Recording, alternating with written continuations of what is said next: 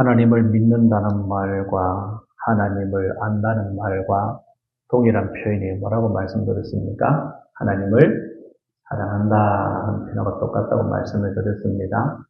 하나님을 알고 믿는다는 것은 무엇을 알고 믿는 겁니까? 하나님께서 나를 사랑하셔서 이 땅에 예수님을 보내어 주셨고, 그 예수님께서는 우리를 위해서 십자가에 달려 돌아가시는 것을, 그 사실을 알고 믿는 것이죠. 그래서 이 하나님의 이런 놀라우신 사랑, 또 예수님의 이 놀라우신 희생과 사랑을 알게 되면 자연스럽게 하나님을 사랑할 수밖에 없게 되어 있습니다. 그래서 하나님을 믿는다는 것은 하나님을 사랑한다는 말과 똑같습니다. 세상의 다른 종교들은 그러한 신들을 믿으면 그 신을 사랑한다라고 표현하지는 않죠. 하지만 우리 기독교는 하나님을 알게 되면, 하나님을 믿게 되면 하나님을 자연스럽게 사랑하게 되어 있는 종교가 바로 우리가 믿고 있는 기독교입니다. 하나님께서 우리를 얼마만큼 사랑하셨습니까? 그럼에도 불구하고 우리를 사랑하시죠. 우리가 나약함에도 불구하고, 늘 허물투성임에도 불구하고, 하나님과 원수로 살아감에도 불구하고 하나님께서는 우리를 사랑하십니다. 그렇기 때문에 우리가 하나님을 사랑할 수밖에 없는 것입니다. 사도 요한은 그런 사랑을 깨달아 아는 사람들을 향하여서 호칭을 하면서 편지를 쓰고 있습니다. 사도 요한이 이 당시에 이 요한 1서를 기록한 당시가 한 AD 95년경쯤 되었을 것이다, 그렇게 이야기합니다. 요한 1서도 그렇고 2서도 그렇고 3서도 그렇고 비슷한 시기에 기록되어 있고 요한계시록도 마찬가지입니다. 이 사도 요한 같은 경우에는 예수님의 제자 중에 제일 어렸다, 그렇게 이야기하는데, 다른 예를 들어서 예수님께서 부활 승천하신 때가 AD 한 35년경이라 치면 95년경에 이 요한 1서를 지었다면 몇 년이 흐른 겁니까? 60년이 흘렀습니다. 그러면 20대에 20살에 만약에 이 사람이 예수님을 따랐다라고 한다면 몇 살쯤 된 겁니까? 80쯤 되었다, 그죠? 아마 그보다 좀 더 되었지 않겠나 싶습니다. 하여튼 간에 70대 후반이나 80대 초반의 나이가 되어 있습니다. 이 사람이 이제 나이가 점점 들어서 이제 나이가 70, 80 이렇게 되다 보니까 뭐 지금보다는 아무래도 그죠, 사람들이 수명이 조금 짧다고 본다면은 상당히 나이가 많은 축에 들어갔을 겁니다. 그러니까 이 사람이 자기를 어떻게 소개하냐면은 요한 2서나 3서에 보면은 1절에 자기를 장로다, 그렇게 소개를 하고 있습니다. 장로라는 말이 무슨 말이냐면은 원상에 더 늙은, 나이 많은 그 뜻입니다. 그러니까 교회에서 자기보다 나이 많은 사람이 많지 않고 대부분이 자기 아래에 있는 사람들입니다. 이 사람들을 향해서 이 노사도가 지금 한 사람, 세 부류를 부르면서 이야기를 하고 있는 겁니다. 아이들아, 또 아비들아, 또 청년들아 하면서 자기의 그 마음을 가지고 이 사람들을 향해서 편지를 쓰고 있는 겁니다. 요한 3서 같은 경우에는 이 사도 요한이 어떤 말까지 하냐면 이런 말까지 합니다. 우리 말씀 한번 찾아봅시다. 조금만 뒤로 넘기면 되니까 요한 3서 4절 말씀만 보십니다. 4절 말씀 같이 한번 읽어보겠습니다. 내가 내 자녀들이 진리 안에서 행한다함을 듣는 것보다 더 기쁜 일이 없도다. 내가 내 자녀들이 진리 안에서 행한다함을 듣는 것보다 더 기쁜 일이 없다. 이제 나이가 많이 들어서 몸에 힘도 많이 빠져 있고 그런 상태인데, 그런 상태에서 자녀들을 바라보는 그 아버지의 심정, 또 마치 할아버지 할머니가 손주들을 바라보면서 손주들 재롱 뜨는 걸 보면 어떻습니까? 기분이 너무 타죠, 그죠? 내가 온종일 놀아주지는 못할지라도 이 손주들 재롱 뜨는 걸 보면 흐뭇합니다. 저절로 미소가 지어지고 참 기쁩니다. 그런 것처럼 이 노사도가 자기가 봤을 때 하나님의 백성들이 하나님의 말씀으로 살아가려고 하고 진리 가운데 살아가려고 하는 그런 모습을 보니까 어떻습니까? 마음이 흐뭇한 겁니다. 그래서 뭐라고 이야기합니까? 내 자녀들이 진리 안에서 행한다음을 듣는 것보다도 자기한테는 더 큰 기쁨이 없다, 그렇게 고백할 수 있는 겁니다. 그래서 이 노사도가 아버지의 입장에서, 교회의 어른으로서 그 입장에서 이 사람들을 바라보고 있는 겁니다. 그 사람들 향해서 내가 너희를 보니 이렇다, 내가 너희를 보니 이렇다, 그렇게 기록하고 있는 내용이 바로 오늘 본문입니다. 오늘 본문에서 보면은 자녀들, 아비들, 청년들을 부르면서 말씀하고 있는데 두 번씩 부르고 있죠. 아이들 같은 경우에는 그쪽에, 자녀들 같은 경우에는 12절 같은 경우에는 자녀들을 그렇게 표현하고 있고 14절은 아이들을 그렇게 표현하고 있는 똑같은 부류를 이야기하는 겁니다. 그 사람들을 향해서 그 편지를 쓰는 이유가 뭐냐, 이렇게 이야기하고 있습니다. 예수님의 이름으로 죄사함을 받은 것과 하나님 아버지를 알았기 때문이다, 그렇게 말씀하고 있고, 두 번째 대상이 되는 아비들에게는 너희가 태초부터 계신 일을 알았기 때문이다 라고 이야기하고 있고, 그리고 세 번째 청년들에게는 편지를 쓰는 이유에 대해서 너희들이 악한 자를 이겼기 때문이다, 그렇게 말씀하고 있습니다. 자녀들, 아비들, 청년들 이렇게 세 부류로 하고 있긴 하지만은 실상은 다 같은 교인들을 향해서 하는 말씀이다라고 볼 수가 있습니다. 자녀들이 예수님의 이름으로 죄사함을 받았다. 자녀들만 그렇게 죄사함 받은 것은 아니죠, 그죠? 아비들도 그렇고 청년들도 마찬가지입니다. 그의 아비들이 하나님 아버지를 아비들이 태초부터 계신 일을 알았다라고 이야기하고 있는데 이 아비들만 아는 것이 아니죠. 아이들도 알고 청년들도 알고 있는 겁니다.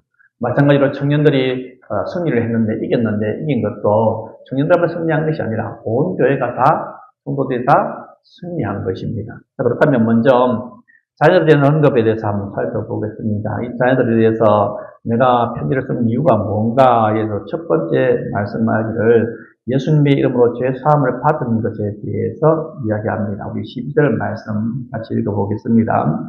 자녀들아, 내가 너에게 쓰는 것은 너희 죄가 아멘. 오늘 예배 순서 274장도 그렇고 또 우리 자연대가 불렀던 자연도 그렇고 예수님의 그런 보혈의 공로와 죄 사함에 대해서 이야기를 하고 있습니다. 그죠? 예수님께서 우리를 위해서 죄 주셨다는 것을 안다, 그렇게 이야기하고 있습니다. 하나님의 사람들은 예수 그리스도의 십자가의 죽으심으로 인해서 죄 사함을 받은 사람들입니다. 아멘이 안 나오네, 그죠? 하나님의 사람들은 예수 그리스도의 십자가의 보혈로 죄 사함을 받은 사람들입니다. 아멘. 우리가 바로 그런 사람인 줄 압니다. 우리의 죄는 어떤 죄입니까? 우리 인간 눈으로 보기에 저 사람은 아주 거역한 죄를 짓지 않았다. 또 어떤 사람을 보면은 참 잘 살아요. 야, 저 사람은 정말로 무엇이도 살아갈 수 있는 그런 사람이다 하는, 그렇게 보이는 참 착한 사람도 있습니다. 하지만 사람들 보기에는 그 경중의 차이가 다 있어 보이지만 하나님의 공의의 눈으로 보게 되면 모든 사람들은 다 극악한 죄인들입니다. 왜 그렇습니까? 하나님께서 보실 때에는 하나님께서는 공의의 눈으로 보시기 때문에 하나님께서 진리의 빛을 우리 가운데 비춰주시면 우리 속에 있는 온갖 더럽고 추악한 것들이 다 드러나게 되어 있습니다. 그러면 자기 자신을 어떻게 느낀다고 했습니까? 나보다 더 악한 사람이 세상에 있다, 없다? 없다. 그것을 깨닫게 되는 겁니다. 그렇게 되면 예수님의 그 십자가의 사랑과 은혜가 얼마나 크게 와닿는지 모릅니다. 자신이 죄인인 줄 깨닫게 되고 자신이 죄를 위해서 예수님께서 십자가에 달려 돌아가셨다는 그 사실을 알게 되면 그것 때문에 말할 수 없는 큰 기쁨과 감사를 누릴 수가 있는 존재가 바로 기독교인인 겁니다. 우리는 그 은혜를 받은 줄로 믿습니다. 혹시 아직도 그 은혜를 깨닫지 못한 분이 계시다면 눈을 밝혀주셔서 하나님의 은혜를 깨닫고 자신의 죄를 깨닫고 나보다 그 악한 존재는 없다는 것을 깨달아서 가슴을 치고 마음을 찢고 회개하여서 주님의 십자가를 붙드는 일이 나타나기를 소원합니다. 그리고 두 번째는 뭐라고 이야기하고 있냐면 이 자녀들이 아버지를 알았다, 그렇게 표현하고 있습니다. 여러분, 세상의 종교들은 신을 아버지라 부르지 않습니다. 왜냐하면 굉장히 무섭거든요. 여러분, 하나님이 무섭습니까? 안 무섭습니까? 어떻게 대답할지 모르겠다, 그죠? 무섭기도 한 것 같은데, 좋은 것 같기도 하고, 그죠? 여러분, 하나님은 크고 두려우신 분이 확실합니다. 그런데 크고 두려우실 뿐만 아니라 우리를 친근히 대하시는 분이 바로 하나님이십니다. 뒤에 우리 아들이 앉아 있는데 큰아들이 한 번 어릴 때 그런 적이 있었습니다. 가족 이야기 들을 수 있으면 하면 안 되는데 큰아들이 어릴 때 그런 일이 있었습니다. 저한테 이게 무슨 일이고 근데 크게 혼이 났습니다. 혼이 나가지고 막 그때 아마 매를 들었던 것 같습니다. 혼이 났는데 이 아이가 울다가 지쳐서 잠이 든 겁니다. 제 마음이 너무 아프더라고요. 그래서 옆에 가서 탁 누웠습니다. 근데 한결이가 무슨 꿈을 꿨는지 갑자기 막 불불 떨더니만 저를 향해서 몸을 탁 틀고 탁 안기는 겁니다. 그때 눈물이 핑 도는데 하나님께서 바로 이렇게 우리를 사랑하시는구나 하는 것을 느꼈습니다. 어떻게 해요? 우리가 어떻게 하는 겁니까? 하나님을 두려워합니다. 그런데 하나님 품에 안기면 하나님께서 우리를 기뻐하십니다. 그래서 우리는 하나님 뭐라고 부르는 거예요? 아버지라고 부를 수 있는 겁니다. 그 아버지를 이 아이들이 알았다. 그렇게 말씀하고 있습니다. 두 번째는 아비들의 말씀인데 이 아비들에 대해서 뭐라고 이야기하고 있냐면 이 사람들이 최초부터 계신 일을 알았다. 그렇게 표현하고 있습니다. 우리 13절 중간부분까지 청년들 앞부분까지 한번 읽어보겠습니다. 아비들아 내가 너희에게 쓰는 것은 너희가 최초부터 계신 일을 알았으며 아멘. 이 아비들을 향해서는 하는 이야기가 태초부터 계신 일을 알았다. 여기서 말한 태초부터 계신 이는 누구를 이야기하냐 하면 성부 하나님이 아니라 성자 하나님을 이야기하는 겁니다. 요한복음도 그렇고 요한 1서도 그렇고 처음에 말씀에 대해서 이야기를 하고 있죠. 그죠? 이 말씀이 요한복음 같은 경우에는 빛이다, 생명이다 라고 이야기를 하고 있고 요한 1서 같은 경우에는 태초부터 있는 생명의 말씀에 관하여 이렇게 표현하고 있습니다. 누구를 지칭하는 겁니까? 바로 예수 그리스도를 지칭하는 겁니다. 이 아비들을 향해서 하시는 말씀이 너희들이 바로 예수님을 알았기 때문에 내가 이 편지를 쓴다. 그렇게 표현하고 있습니다. 예수님을 안다는 것은 여러분 굉장히 큰 특권입니다. 이스라엘 백성들은 창세기부터 시작해서 말라기까지 성경을 가지고 있지만 예수님이 인정하지 않습니다. 그리고 여호와의 증인도 예수님을 하나님의 아들로 인정하지 않습니다. 그런데 우리는 예수님을 하나님의 아들로 인정합니다. 그 예수님이 하나님의 아들이시고 그분이 우리를 위해서 이 땅에 오신 구세주라는 사실을 우리는 믿고 알고 있습니다. 우리 예수님을 안다는 것은 단순하게 그냥 그렇지 예수님께서 이 땅에 인류의 죄악을 짊어지시기 위해서 이 땅에 태어나셨던 분이지 그리고 인류의 죄악을 지고 예수님께서는 십자가에 달려 돌아가셨지 그렇게 관념 속에서만 머무시는 예수님이 아니라 그 예수님을 알았다는 것은 실제로 살아계셔서 역사하시는 그 예수님, 내 삶에 지대한 영향을 끼치시는 그 예수님을 이 사람들이 알았다. 그 말입니다. 사도 요한이 계속해서 하는 이야기가 무엇입니까? 태초부터 있는 생명의 말씀에 관하여서는 자기가 눈으로 보았고 손으로 만진 바 되었다라고 이렇게 이야기하고 있죠. 보고 듣고 했던 그 말씀, 그 생명의 말씀이 지금도 계속해서 자기 삶 가운데 역사하신다라고 이렇게 이야기했습니다. 예수님은 살아계십니다. 살아계신 그 예수님께서 우리를 만나십니다. 우리한테 위로도 주시고 힘도 주시고 능력도 주시고 우리가 아프고 힘들 때 너 많이 아프지? 나도 아파서 안다. 내 마음 다 알고 있다. 여러분 그렇게 우리가 친근히 하시는 분이 바로 예수님이십니다. 이 아비들이 그런 예수님을 알았다라고 이야기하고 있습니다. 예수님을 제대로 알지 못하면 하나님을 안다고 말할 수가 없습니다.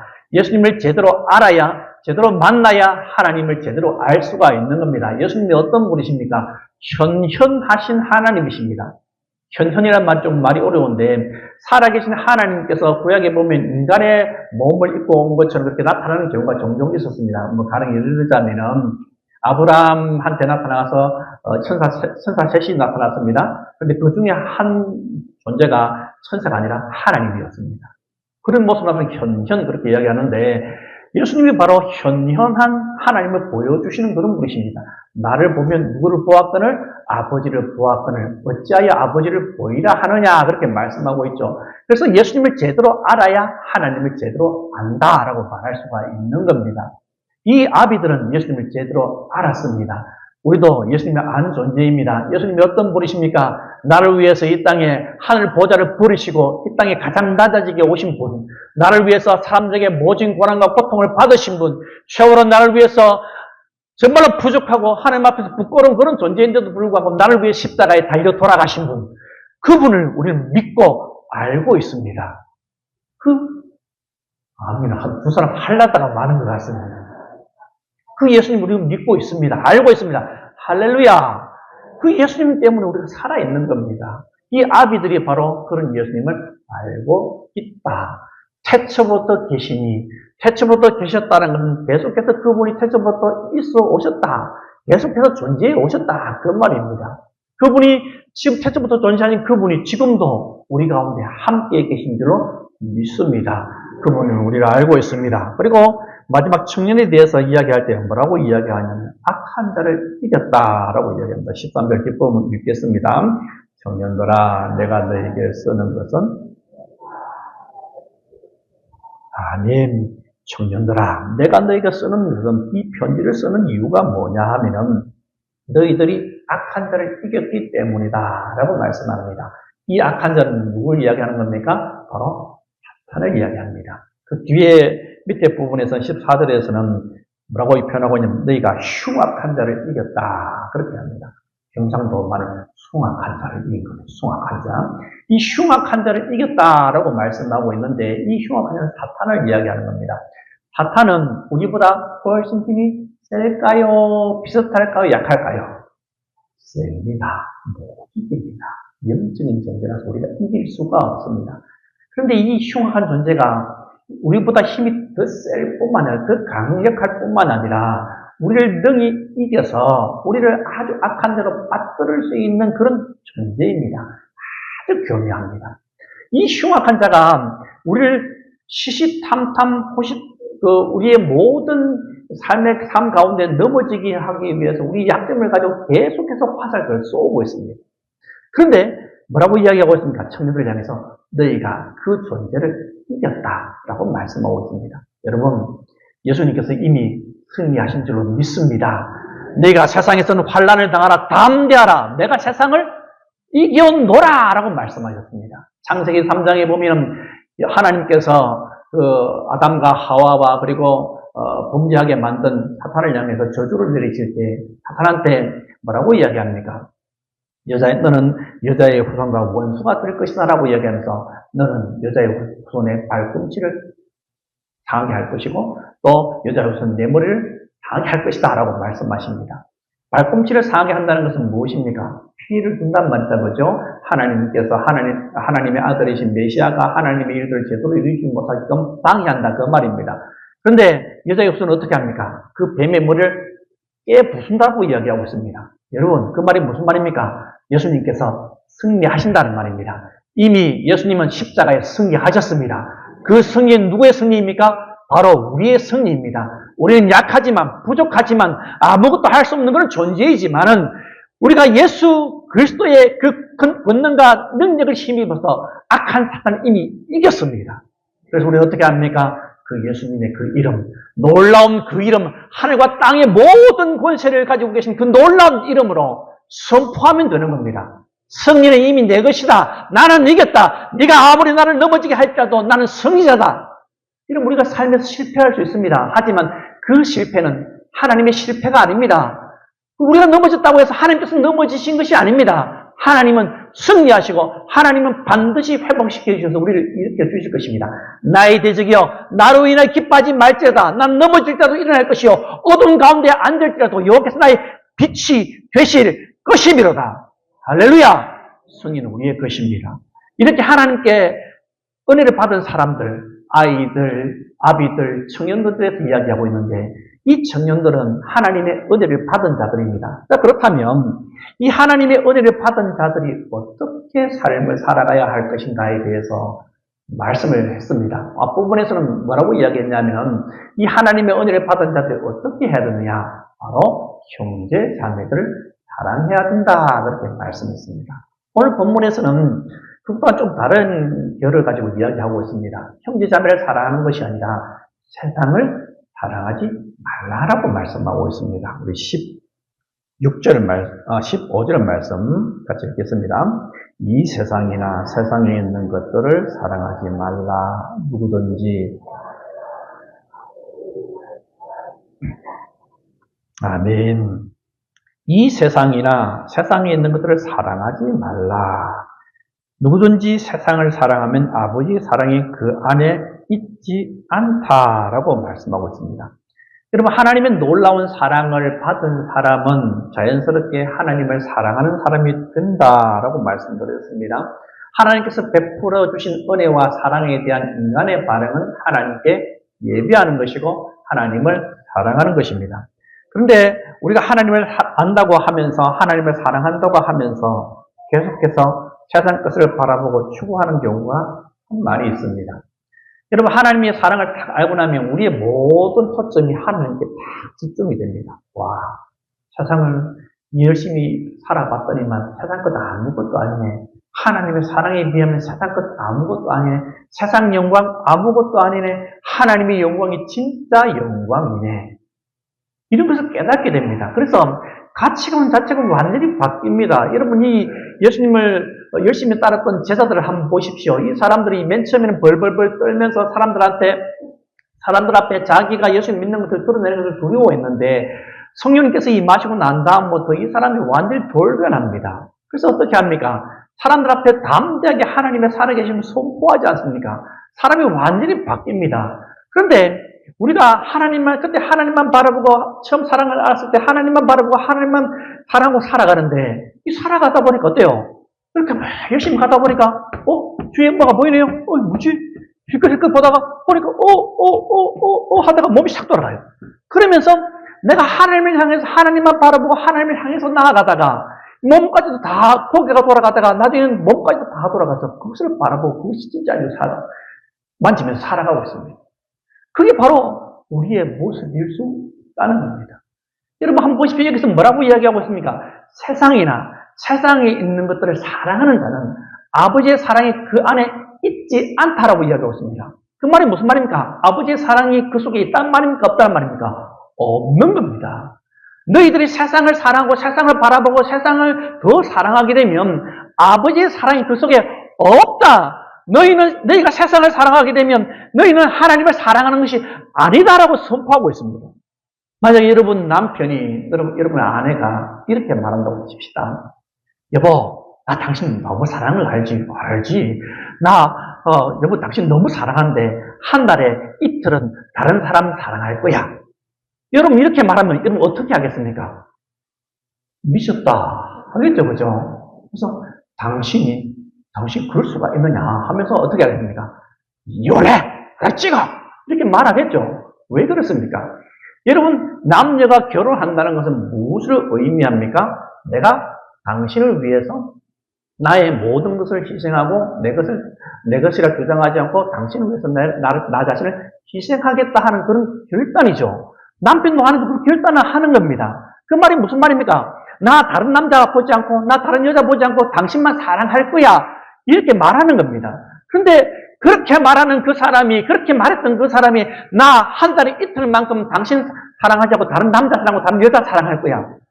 여러분, 그래도 90% 넘게 사랑하니까 된 겁니까? 아니죠. 그것은 아니죠. 사랑하는 게 아니죠. 정말로 사랑한다면 100% 사랑해야 되죠. 100% 바라봐야 하는 것이 진짜 사랑입니다. 하나님께서 우리한테 바로 그것을 요구하신다는 겁니다. 하나님께서 우리한테 모든 것을 다 쏟아내어 주셨습니다. 동생의 예수 그리스도를 다 내어주시고 예수 그리스도께서는 하나님의 영광 보좌를 버리시고 가장 낮아지어서 인간의 몸을 입으시고 사람들한테 멸시와 조롱을 당했습니다. 여러분, 그 사람이 어떤 존재입니까? 예수님께서 만드신 피조물들 아닙니까? 이 피조물들한테 멸시와 조롱을 당합니다. 여러분, 견딜 수 있겠습니까? 여러분이 지나가는 아이가 나를 멸시해도 엄청 고통스럽고 직장에서 직장 상사가 인격적으로 모독해도 엄청 고통스러운데 피조물인 인간이 조물주인 창조주이신 예수님을 아주 이상하게 여기면서 그 사람 경멸합니다. 이러면 견딜 수 있겠습니까? 견딜 수 없습니다. 그만큼 예수님께서는 우리를 사랑하시고 우리를 적극 전폭적으로 우리를 바라보고 계십니다. 그렇기 때문에 하나님께서 우리를 향해서 요구하실 수 있습니다. 뭘 요구할 수 있습니까? 너 100% 사랑하니까 너도 나를 어떻게 사랑하냐? 100% 사랑해라 라고 요구하실 수 있는 겁니다. 예수님도 마찬가지죠. 내가 너를 위해서 나는 100% 너를 사랑하고 있으니까 너 나한테 100% 사랑을 줘. 얼마든지 요구할 수 있는 겁니다. 하나님께서 그렇게 요구하시는 사랑은 이기적인 것이 아닙니다. 정상적인 것은 절대적인 것입니다. 우리는 그렇게 사랑해야 하는 것이 맞습니다. 성경에서 하나님께서 자기 자신을 어떻게 표현하십니까? 나는 질투하는 하나님이다 라고 말씀하십니다. 질투하시는 이유가 무엇입니까? 바로 우리를 사랑하시기 때문에 질투하는 것입니다. 하나님께서는 우리를 너무나도 사랑하시기 때문에 다른 것들을 바라보고 다른 것들을 향해 손을 내미는 것을 견딜 수 없어 하십니다. 하지만 우리는 가끔 가다가 살아가다 보면 하나님 아닌 다른 것들을 바라보고 다른 것들을 향해서 내 마음을 열고 살아가는 경우가 종종 있습니다. 여러분, 돈 많이 벌면 잘 살 수 있습니까? 어쩌고죠. 돈 많이 벌면 이왕이면 없는 것보다 있는 것이 훨씬 낫습니다. 명예와 권력이 있으면 잘 살 수 있을 것 같죠. 성공한 삶을 살 수 있을 것 같죠. 그렇다면 한번 질문해 보겠습니다. 정말로 돈이 없으면 못 살고 돈이 많으면 잘 사는 건 맞습니까? 부유하게 살지만은, 돈이 많으면 부유하게 살지만 잘 사는 것은 아닙니다. 하나님께서 우리한테 뭘 요구하십니까? 수많은 번제를 드리고 수많은 헌금을 드리고 나의 모든 돈 많이 벌어서 나의 모든 것을 다 하나님께 드린다. 여러분, 하나님께서 그거 기뻐하시는 게 아닙니다. 뭘 기뻐하십니까? 그 사람 자체를 기뻐하십니다. 자녀한테 용돈을 줬는데 이 용돈을 받은 것을 조금 모았다가 부모님 생신이라고 선물을 가지고 왔습니다. 여러분, 부모님이 선물을 좋아할까요? 그 아들의 마음을 좋아할까요? 말할 것도 없죠. 아들의 마음을 훨씬 기뻐하시죠. 하나님께서 우리한테 요구하시는 것은 세상 것 아닙니다. 하나님께서 정말로 요구하시는 것은 우리가 하나님의 자리에서, 하나님 예배의 자리에서 하나님을 바라보고 하나님께 예배하는 것, 하나님을 사랑한다고 고백하는 것, 하나님께서 정말로 그것을 원하십니다. 그렇기 때문에 그 질투하시는 하나님께 우리의 자신을 후원하여 드릴 수 있는 그런 사람들이 되어야 합니다. 내가 너만 사랑하니까 너 제발 나만 사랑해줘. 정말로 너만 바라보고 있으니까 너 나만 좀 바라봐줘. 그렇게 하나님께서 그렇게 요구하시는 거예요. 호세아 선지자에게 하나님께서 명령하셔서 고멜이라는 사람을 아내로 맞이하게 만드십니다. 이 고멜이 어떠한 사람입니까? 엉탕한 여자였습니다. 하나님께서 이 엉탕한 여자를 데리고 와서 결혼하라 해서 이 호세아가 엉탕한 여자를 데리고 왔습니다. 그래서 아들을 낳았습니다. 아들 이름을 이스라엘로 지었습니다. 이스라엘이라는 말은 씨를 뿌린다 하는 것입니다. 씨를 뿌릴 때 어떻게 뿌립니까? 촌에서 농사 지어 보신 분은 아시겠지만은 이렇게 한 개씩 뿌리는 경우도 있지만은 옛날에는 이렇게 뿌리거든요. 이렇게 뿌립니다. 그런 것처럼 하나님께서 이스라엘 백성을 뿌려서 흩어버리겠다 하는 그런 것입니다.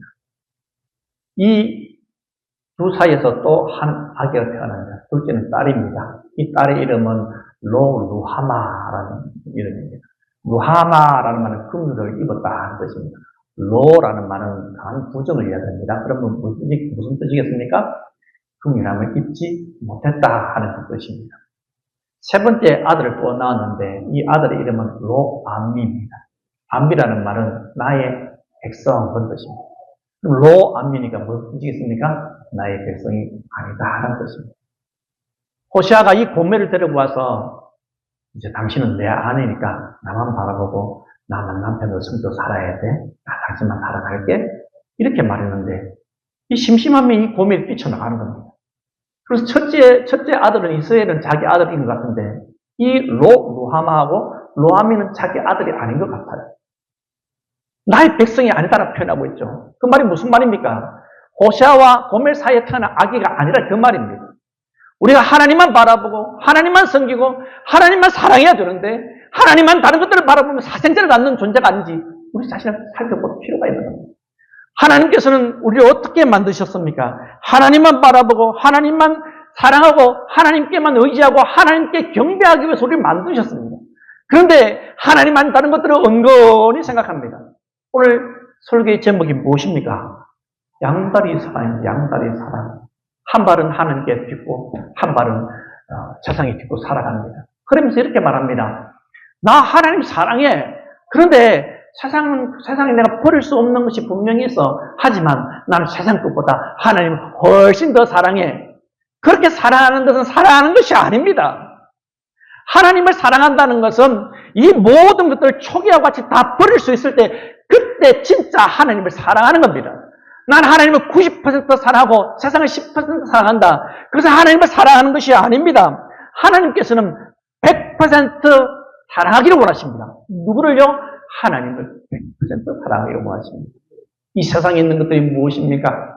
보니까 육신의 정욕, 안목의 정욕, 이생의 자랑이다라고 이야기하고 있습니다.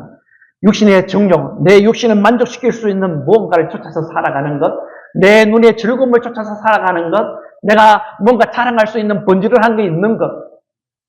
여러분, 그런 것을 쫓아서 살아가서는 결코 하나님께서 원하시는 삶을 살아갈 수 없습니다.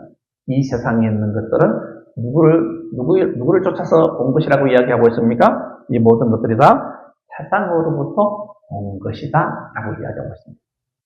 하나님께로부터 온 것이 아니다라고 이야기하고 있습니다.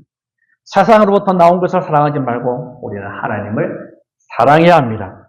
지나가서 없어지고 썩을 것을 좋아할 것이 아니라 평생 우리와 늘 함께 하시는 그 하나님, 가장 귀한 가치가 되신 하나님을 위해서 우리가 살아가야 합니다. 우리는 어떤 사람입니까? 하나님도 사랑하고 적당하게 세상도 사랑하는 사람입니까? 아니면 하나님만 온전히 사랑하는 사람입니까?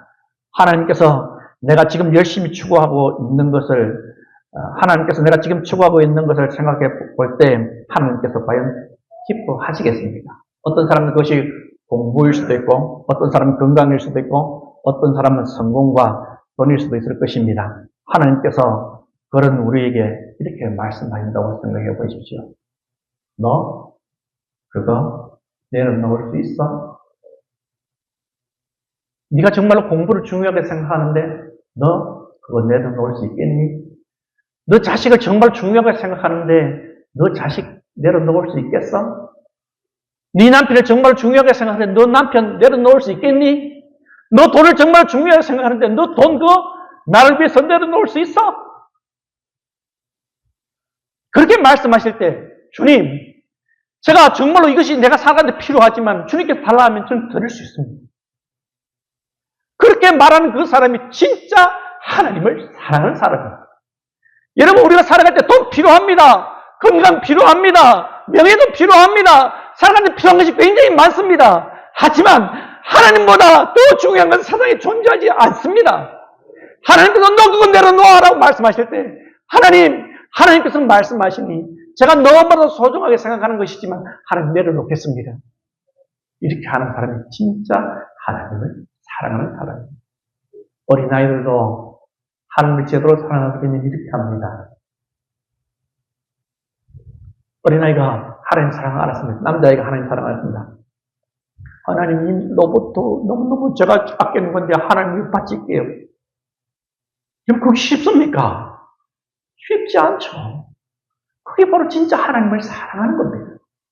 우리도 진짜 하나님을 사랑하는 자가 되기를 소원합니다.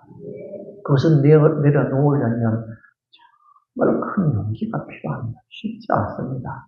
하지만 내려놓을 때 하나님께서 더 좋은 곳으로 분명히 채워주십니다.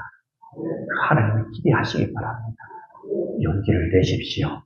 하나님을 위해서 포기할 것을 포기하십시오. 하나님께서 더 좋은 곳으로 반드시 채워주셔서 하나님께서 우리를 향해서 어떠한 사랑과 계획을 가지고 계시는지 우리를 통해서 그 역사를 분명하게 보여주실 것입니다. 이런 은혜가 우리한테 있기를 소원합니다. 아멘. 지금 들은 말씀을